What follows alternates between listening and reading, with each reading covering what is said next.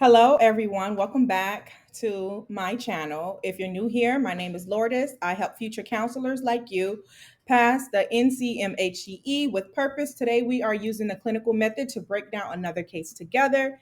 This one is all about Marcus, who is a 19-year-old college student dealing with academic pressure and emotional exhaustion. If you haven't already seen the clinical method explained or practiced with Jasmine case, pause and go watch that first video first. Otherwise, if you're ready to dive in, get ready. We're going to go step by step. I've already highlighted everything so I can talk you through what matters and why. And whether you're watching at home or you're listening on the go, you will be able to follow along. And remember, the first 5 questions we'll go over together. If you want to test yourself and finish the full case with all 12 questions, you can go grab Volume 1 link, which is in the description, or visit my link tree anytime to get the link from my Gumroad. All right. So we're going to quickly go over what clinical stands for. It's just the acronym that I created to break down narratives in a structured, effective way. Okay. C is for complaint, what brings the client to therapy. L is for level of functioning. How are they doing socially, emotionally at work? I is for impact. How is the problem affecting them across major life areas? N is for needs, what they require for safety, stabilization, and support. The second I is for interventions, what's been tried or should be introduced for the client. C is for coping skills, what strategies they're using or lacking.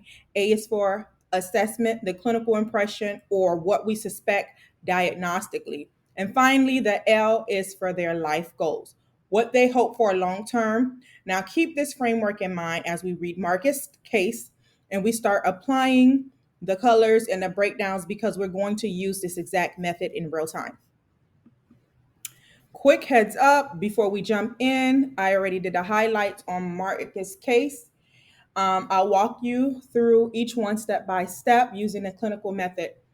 They are pre-highlighted since I cannot record live and mark at the same time.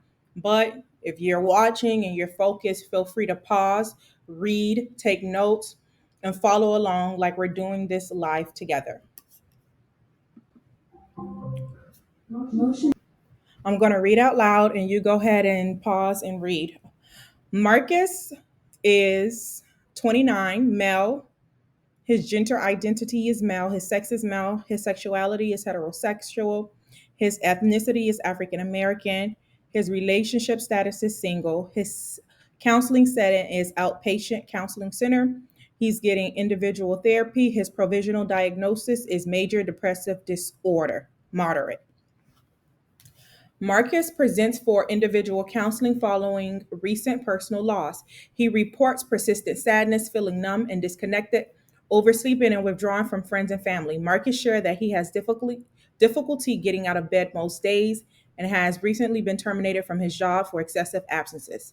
He shares that he feels worthless and questions whether life will ever improve. He reveals his fiancee ended their engagement 2 months ago after he discovered she had been involved romantically with his best friend. He describes feelings of betrayal, shame, and hopelessness. He appears disheveled with poor hygiene and an unshaven appearance. He is oriented to a person, place, and time. His speech is slow and soft with long pauses before responding. His affect is flat and his mood is described as empty. Thought processes are logical but slow. Marcus denies active suicidal intent but expresses passive suicidal ideation, stating, "Sometimes I wonder if it's worth waking up anymore." No hallucinations or delusions are observed. Judgment and insight appear moderately impaired by his depressive symptoms. Marcus reports no prior history of mental health treatment. He describes growing up in a conflict household with minimal emotional support. He completed 2 years of college before withdrawing due to financial difficulties. His social support system has diminished significantly following the breakup. He identifies one cousin he occasionally speaks to, but says, "Mostly it's just me now." Session 2. He returns to therapy after 2 weeks. He reports that he continues to struggle with energy and motivation. Marcus discloses he recently emailed the therapist at 3 a.m. saying, I am not planning anything right now, but sometimes I think about not being here anymore.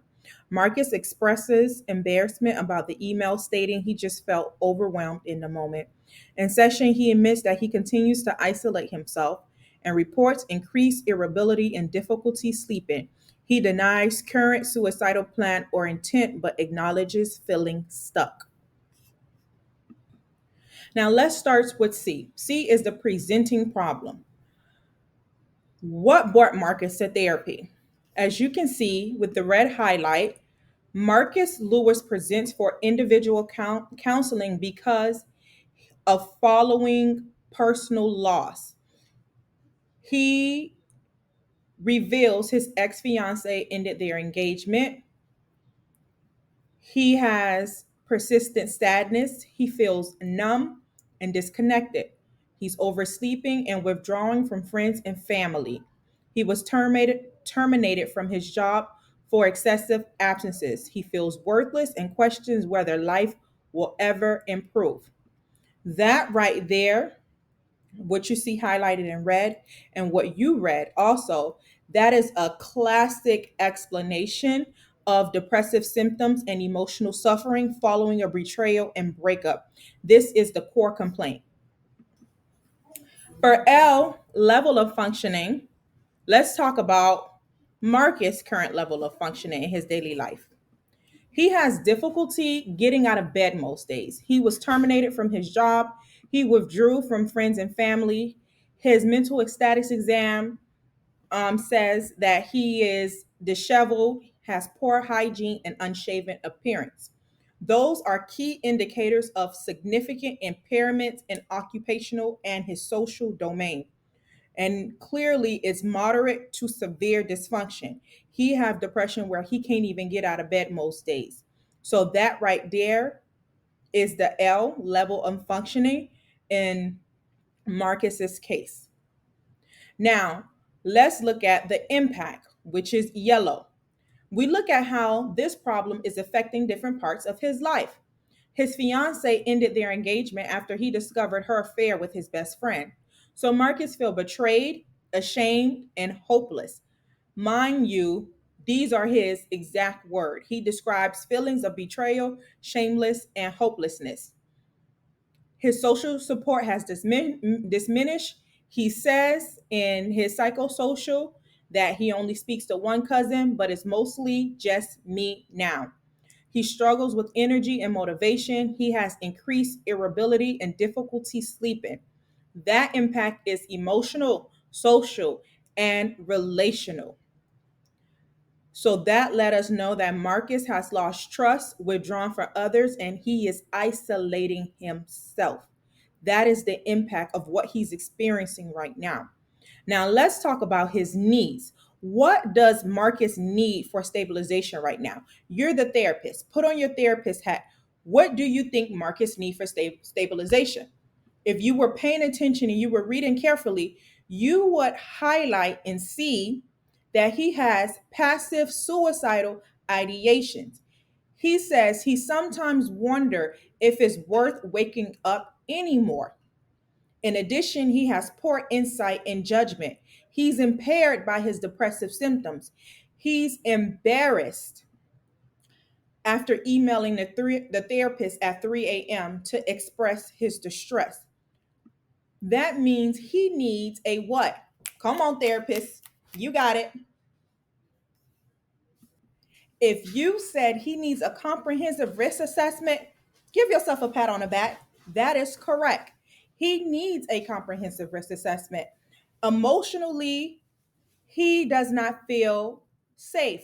So it is your responsibility, counselor. It is your responsibility, therapist, to create a safety plan and give him some psychoeducation about his depressive symptoms. Now, let's go over the interventions. What are some appropriate intervention based on where Marcus is now in the current moment?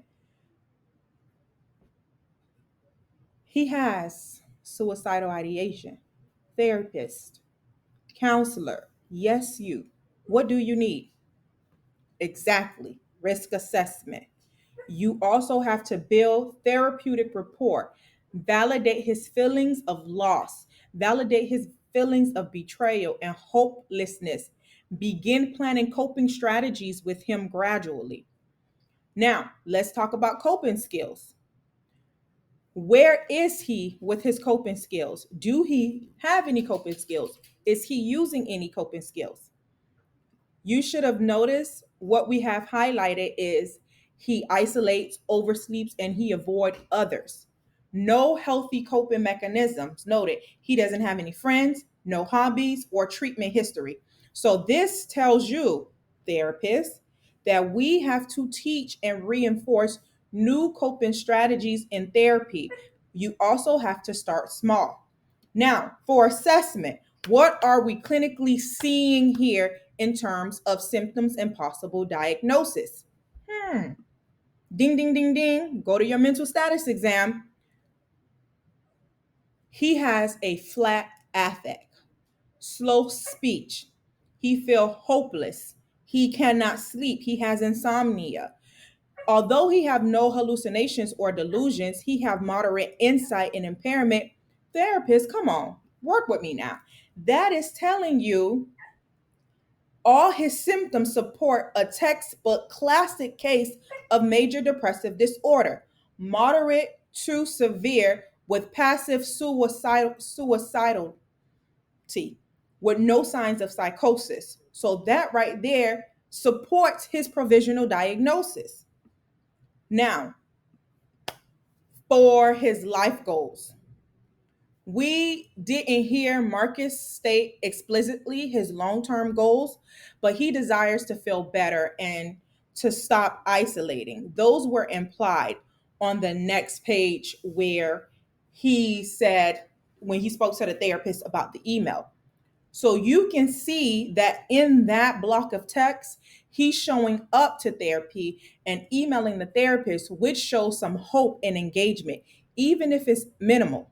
So right now, your therapist hat should be ringing. He needs emotional stabilization, psychoeducation on grief, and a treatment space that allows him to process loss without judgment. That baby needs support. And this is where we come in. We have to give him support. And this is why the ACA wants to test if we can clinically assess a case and know what the client needs. If we can be ethical, if we can plan a treatment plan, if we can assess, if we can see what risks do they have. Now we're going to read the questions and I'm going to give you the correct responses, but I'm going to tell you why. Okay? Number one, what is the counselor's primary goal during the initial intake session with Marcus? A, immediately assign intensive homework activities to boost motivation. B, build therapeutic rapport and assess the severity of depressive symptoms.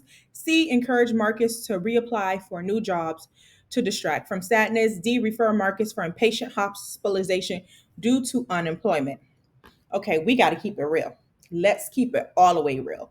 Marcus is vulnerable right now. He's barely functioning.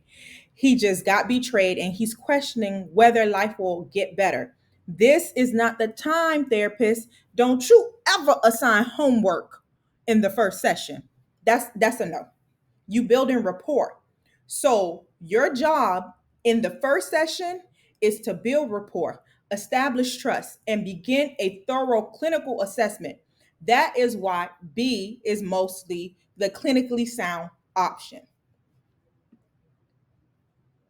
Number two, which client statement strongly suggests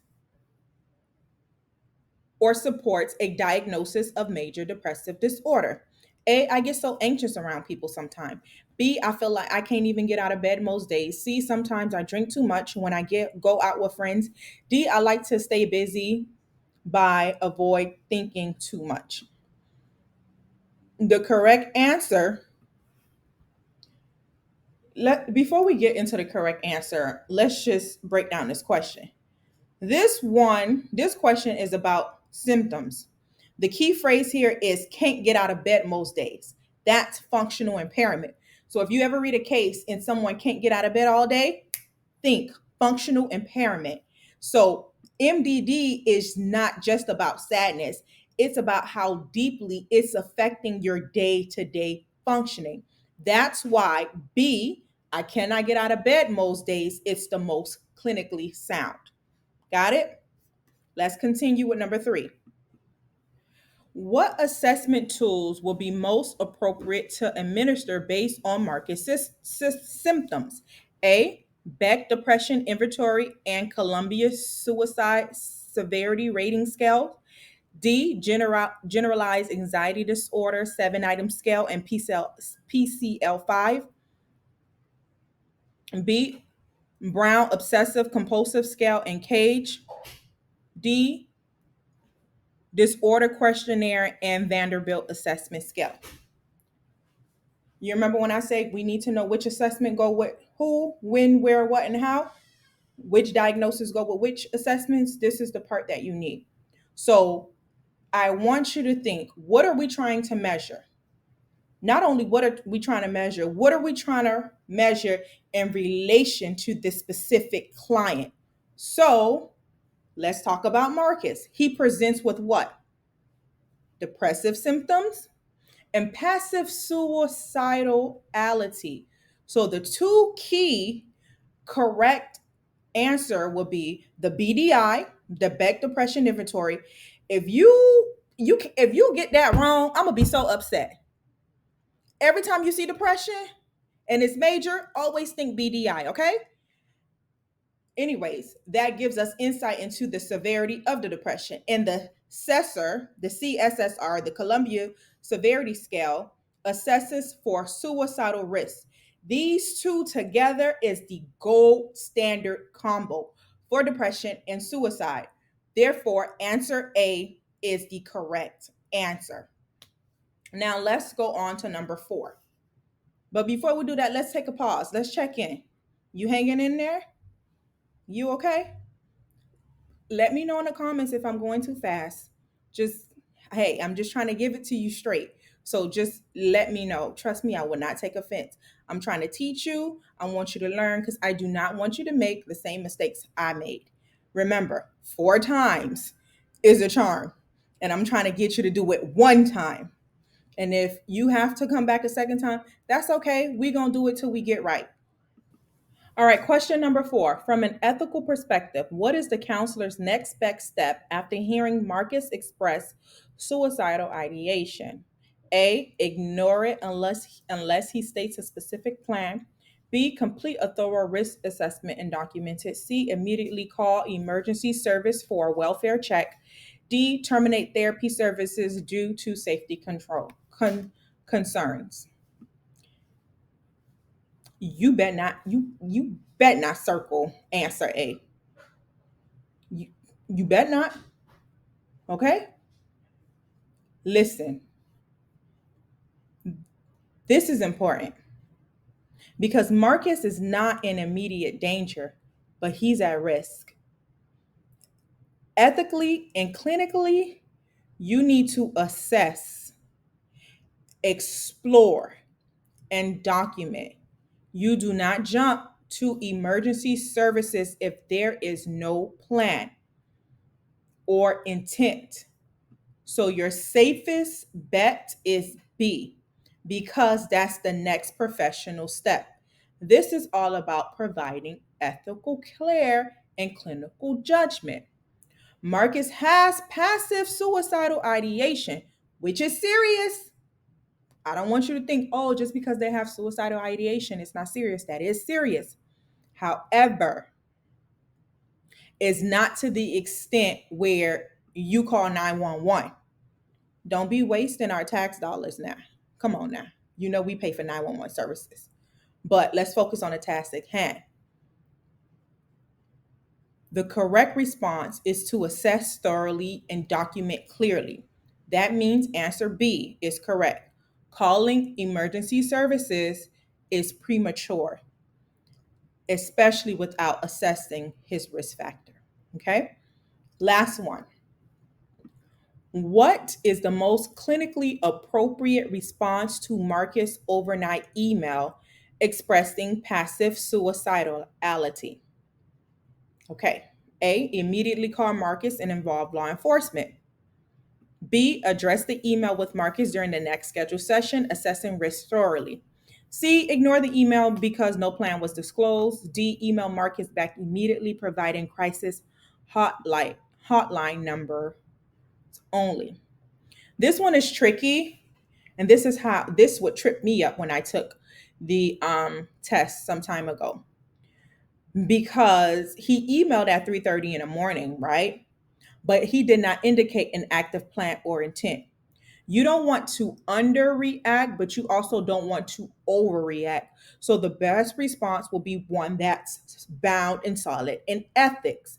So the ethic and clinically sound response is to bring it up in the next session and assess risk thoroughly, just like the answer B says. Okay. I hope that was helpful. I really hope I was able to break it down for you to understand. Just a little disclaimer. I know it looks like I chose answer B for almost every single question so far, but I promise you, I just listen to me. That's just a coincidence on a real exam. Don't let the patterns like that psych you out. Always go with clinical reasoning over guessing based on letters. We don't panic just because the same letter shows up. No, we don't do that. We focus on the response that makes the most clinical sense. Okay. Now, our next video, we're going to go over Sasha's case, which is our case 3. She is a pansexual white transgender client presenting with borderline personality disorder and hypomanic features. So this one is a little bit more intense. So if you're ready to stretch your skills and apply the clinical method to a more complex presentation, you don't want to miss this one. But if you can't wait, or if you're in your flow, go ahead and grab volume 1 now. It includes Sasha's full case and more narratives designed to help you build confidence and strategies. As always, and I mean what I say, if you get stuck or you just want to connect, drop a comment below. Email me, I got you. And please don't forget to subscribe and tap the bell so you know when the next narrative breakdown drops. Let's keep growing together every Sunday, 7 p.m. Eastern Standard Time. I will have a new narrative for us to go over and break down. Thanks so much for watching. Whether you're just starting out or brushing up on your skills, I'm rooting for you. Volume 1 is live and ready whenever you are. The link is in the description. And if you ever have any questions or need clarity, don't hesitate to reach out. You got this. See you soon.